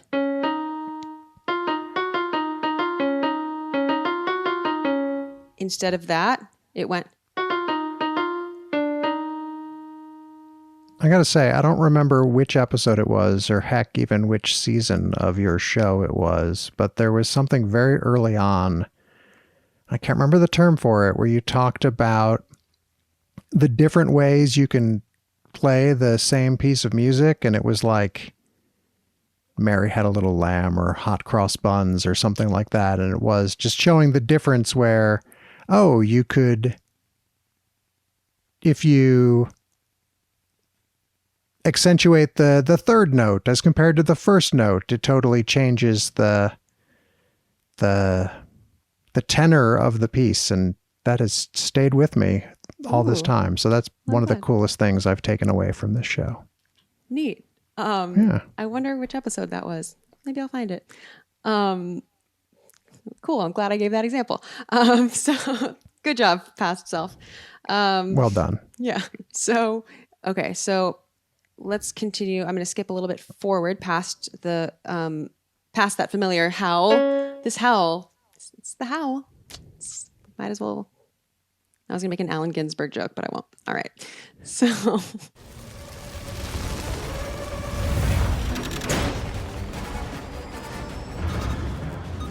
Second, I'm going to count you down. 3, 2. Look at these swells. Now! See, here it changes. We're on a new. 2. And there we get Now it sputters. the Death Star 2 explosion shot of this movie. Oh, with the camera pulling out super fast as everything's igniting. good catch. Yes. But the Falcon doesn't quite start up like they expected, but I think we all know Right. that And ship ain't so reliable.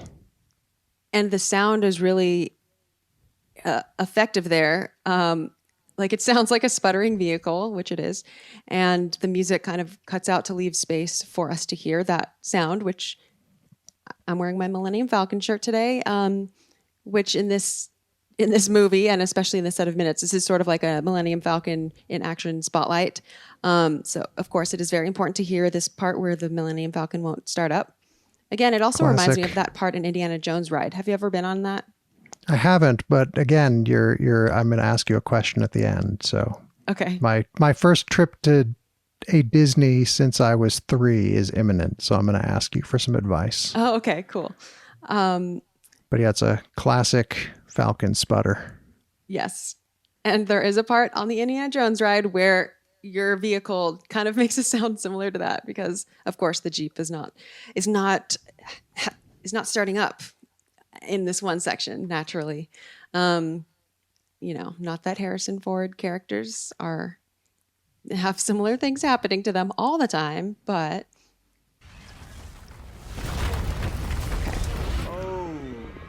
Shmee. and that's what you were talking about as the part that takes you out. Yeah. I wasn't aware Lando even knew Mrs. Skywalker. I'm not sure why it cuts off before it says her name. See, that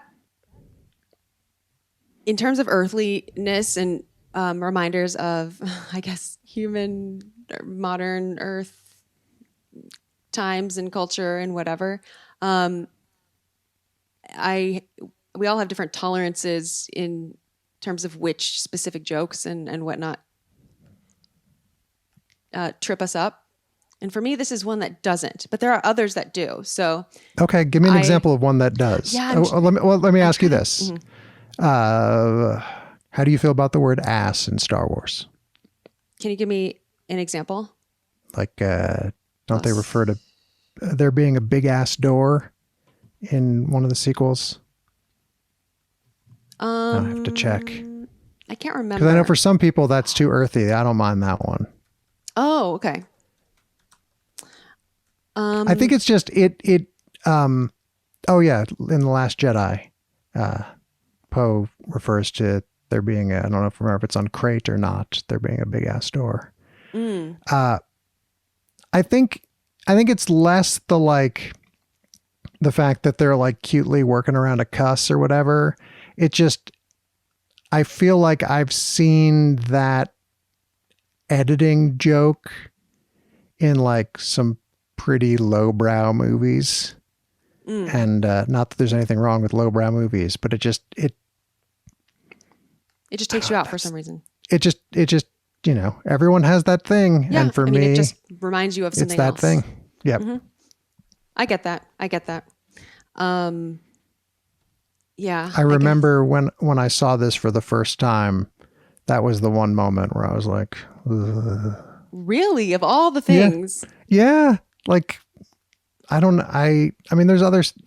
It's just funny that like when I think back about going to the first screening of this, that's like a moment that stood out. Interesting. Look, I can't explain it. Take it up with my brain. That's who's to blame here. I mean, it conceptually makes sense, even if it didn't bother me personally. I do understand I understand what it is like to be taken out. Like for me, musically, things in the music in various movies will do that to me, where I'm like, it takes me out because it reminds me of a trope from something else, and I'm like. And usually it doesn't really bother anyone else, but it's why I can't watch film trailers, because the whole thing takes me out. The whole experience of watching a trailer usually it just reminds me of too many other things that are not the thing I'm supposed to be focusing on. That's fair. So let's. All right. Yeah. Let's The get last to 40 seconds of this set Yeah. of minutes are very exciting. So let's get into that. Let's ride. Oops. Let's go a little bit back. Okay.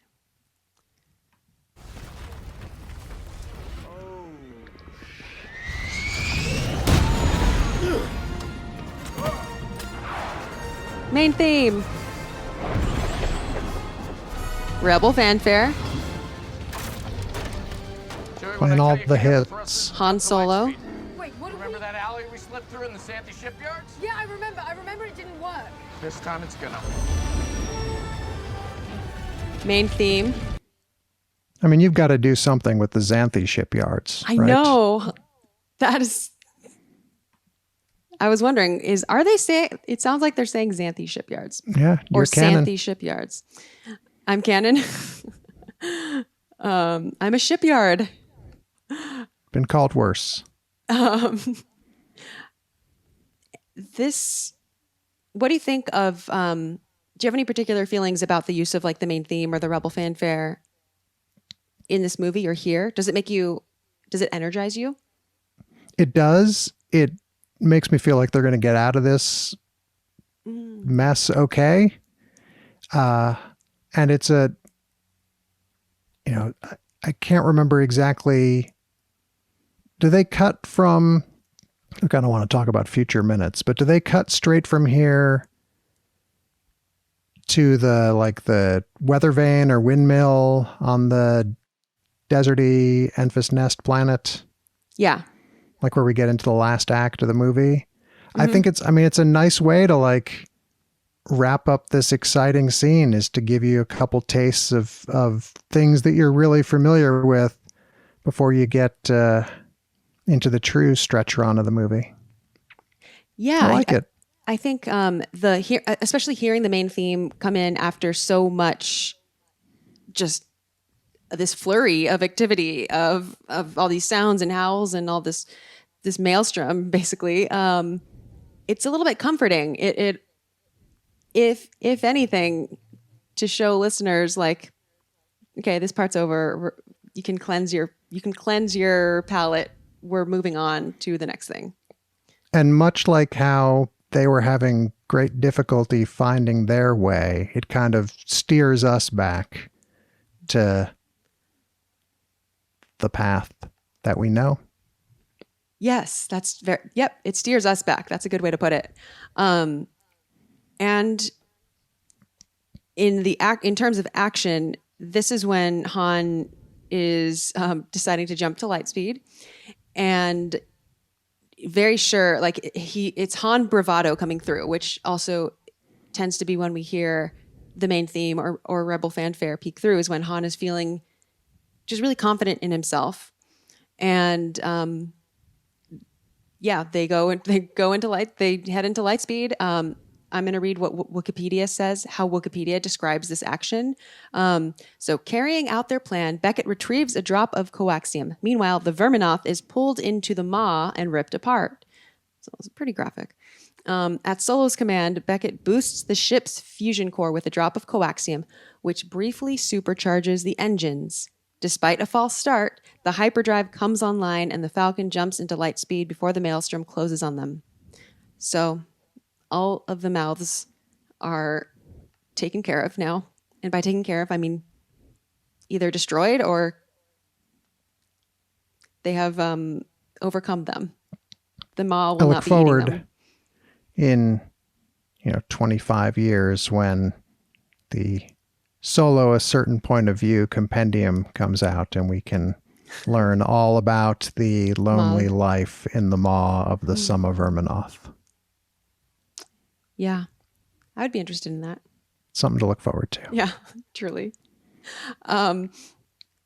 Is there anything in the set of minutes that, music or sound-wise, that you didn't get to mention? No, I mean, we really covered a lot of ground, and I jotted down things with different timestamps, and I think, like the maw itself, it's all behind us. I'm going to run down the themes and where we are in the soundtrack for listeners. So the themes present in these minutes were Young Han Solo, the heroic version, L337, The Gang, Young Han Solo, the Searching variant, the main theme A section, and the Rebel Fanfare. And then on the soundtrack, we are at the very end of Reminiscence Therapy and most of the track Into the Maw. Or if you have the deluxe version of the soundtrack, we are in the long track called Kessel Run in less than 12 parsecs. Deluxe edition was the words I was looking for when I Deluxe said edition, special yes. edition. Oh, yes. Deluxe edition. And, well, before we wrap up, I have to ask you the Star Wars Music Minute Questionnaire. Are you ready for it? I am ready. And since I watch these minutes with my daughter Maggie, and since I have real fond memories of... So Solo was the first Star Wars movie that we weren't going to be able to see opening night because there's a school-wide camping trip that was happening the same weekend when they moved the release date around. So I was able to finagle an advance press screening pass for both of us and pulled her out of school, and we got to see Solo like a week or two early. And so it was really great. And she went as Enfys Nest for Halloween that year. You can see over my, up above that shelf in the back, there's like a cardboard and, yep. I see it. A lot of cardboard, a lot of hot glue. So because of all of that, I asked her to take the Star Wars Music Minute Questionnaire with me so that fantastic. Well, I'll be answering for myself, and I'll give you Maggie's answers as well, because she is also the only person I know who has read as many, if not more, Star Wars books than you. Oh. I didn't know where you were going with that. Yeah. Is it known that I guess I do read a lot of Star Wars books. So tell me your answer first and then Maggie's, and I'll write both of your answers down in the show notes if that's okay with you and Maggie. Absolutely. Yeah. Awesome. So question number 1 is, in exactly 3 words, what does Star Wars sound like? Your answer? So I've heard a lot of people give this answer, and first thought isn't always best thought, but the first thought I had when I heard you ask this question about what would my answer be was a low hum. Because it seems like in so many different locations, there's just this, like almost like a fluorescent light kind of hum sound through all these different spots. So for better or for worse, the answer that I'm going with is a low hum. I like that. So what's Maggie's answer? She went with inspiring, magical home. Nice. I like that. So question number 2 is, what is something related to Star Wars music or sound that you're curious about and or want to learn more about? So I would love for there to be a Disney Plus series of short documentaries about how specific sound effects were made. Like, give me a lightsaber episode. Give me a TIE Fighter Scream episode. Give me a Fett Seismic Charge episode. Even give me a Millennium Falcon won't start up properly episode. I would love that. Like deep dives into these, specific sounds rather than just make them like little shorts, like 5 to 7 minutes about a specific Star Wars sound effect, and I would eat that stuff up. I would too. What's Maggie's answer? All right. So we didn't check with each other on this one. Nice. She said, I'm interested in Foley stuff, and I want to learn how the TIE Fighter Scream was made. Also, everyone underappreciates Scherzo for X-Wings. Oh, okay. Yeah. So she's referring to the track Scherzo for X-Wings on the Force Awakens soundtrack. Yeah. Which I had to look it up. I think John Williams would like that answer. Yeah, that's a good one. Okay. I'm going to put a link to that in the show notes if listeners aren't familiar, but John Williams, this is not the only John Williams track that he has called like scherzo for something. In Indiana Jones, I believe he also has scherzo for motorcycle or something like that. Yeah. So, but when I saw him at the Hollywood Bowl and they performed scherzo for motorcycle and orchestra, I don't remember the full exact name, but he kind of made a joke about how in the film you could barely hear it. And so playing it on stage was like getting to finally hear what's happening without the sound effects.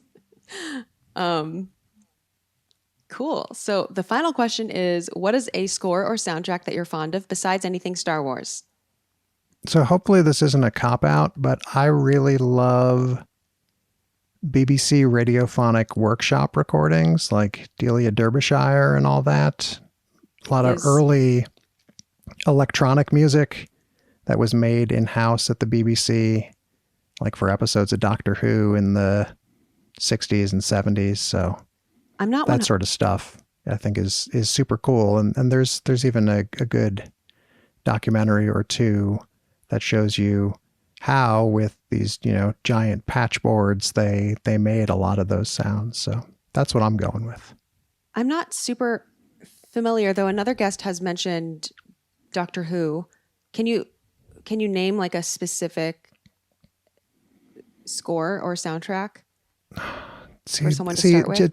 Just because it was a sound library, they were really just churning out music for all these different Doctor Who episodes, and it's very like it's entirely electronic and keyboard driven, but a lot of patching of different sounds to make these computery noises that no one had really figured out how to make before. Big reel-to-reel tape machines and So did these old Moog keyboards and stuff like that? Did these end up in movies and shows? They ended up, in all like the TV serials, like all the Doctor Who episodes. And I think they used the radiophonic workshop for like other shows as well. But Delia Derbyshire was definitely a pioneer in that world. I'm gonna have to look into this. So like if I wanted to listen to something tonight, what should I start with? I bet if you just searched, let me do this right now. I bet if you just searched for a name of something for people to. Yeah. Let's see. Like, would you say Doctor Who? Yeah. Oh, absolutely. Yeah. Okay. Like, just check out the early, late 60s, early 70s electronic music that they, not just the theme, but a lot of the incidental music. Okay. It's just so Is there a specific movie or entity that it could... God, there's so many Doctor Who episodes. I don't even know where to... I'm just searching for BBC Radiophonic Workshop best recordings. Well, what is Maggie's answer? Well, it looks like there's a record called Doctor Who at the Radiophonic Workshop. Maybe that's the way to go. Is that a score? Is that a soundtrack? Okay. It looks like it, yeah. Okay. At the There's Radiophonic... a best of BBC Radiophonic That sounds Workshop. like a compilation. I know. Look, I'm trying here.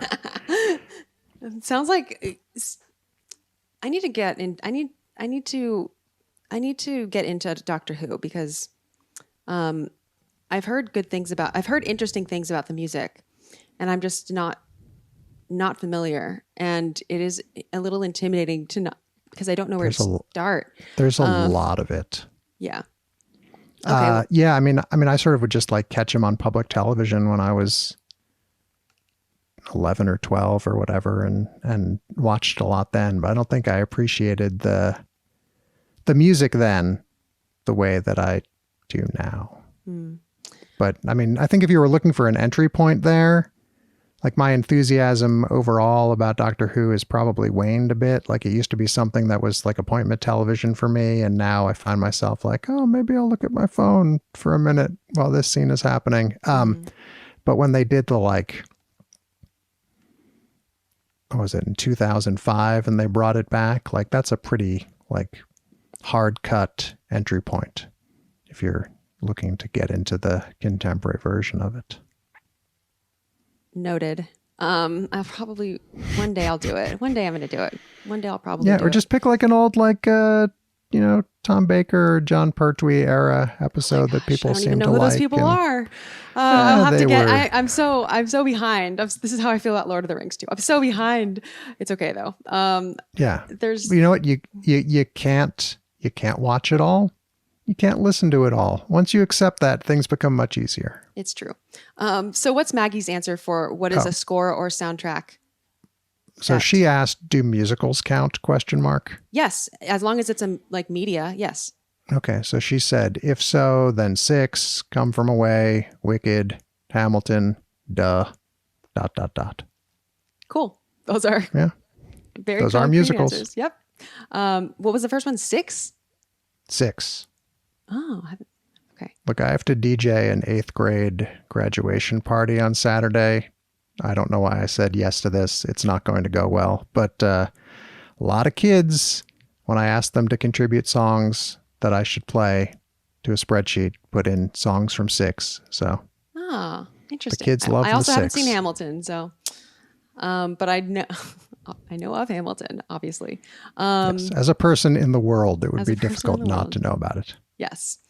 All right. Well, thanks for coming on Star Wars Music Minute, Jon. This was so much fun. Can I ask you my last question Yeah. before we wrap up? Sure. So I am finally, all 3 of us are going to Galaxy's Edge for the first time next week. Any tips?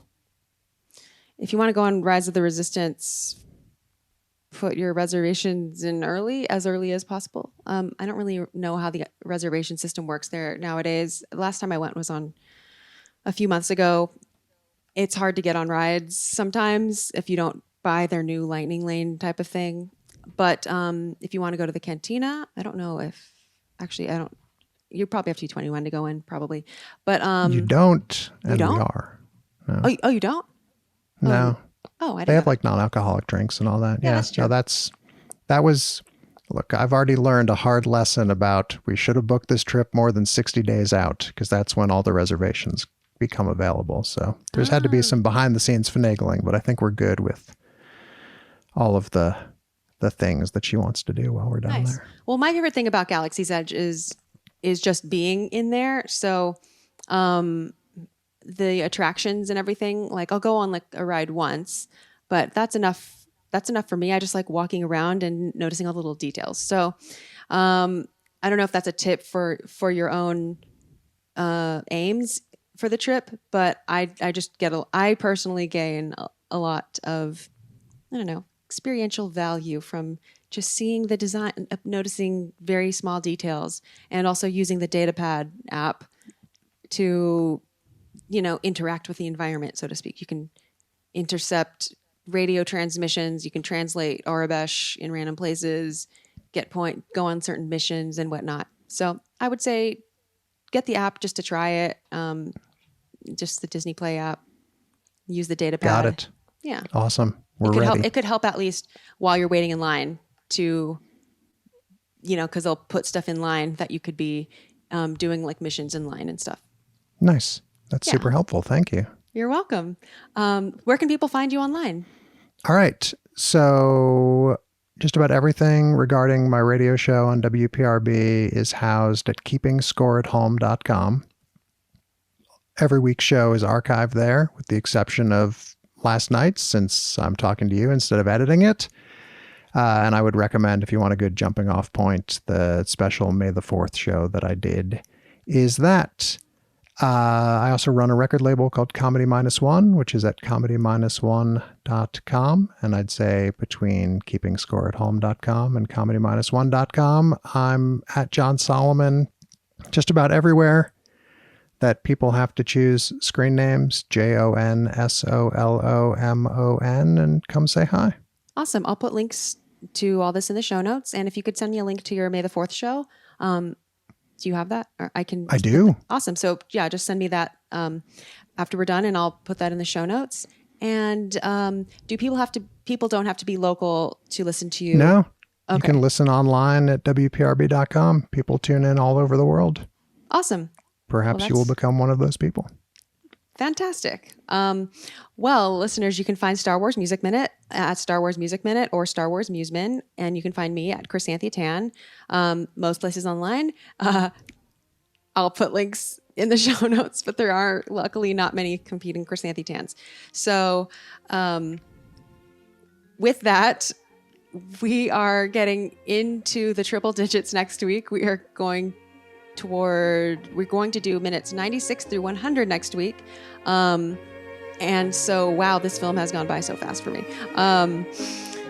With that, may the force be with you, and thank you for listening to Star Wars Music Minute.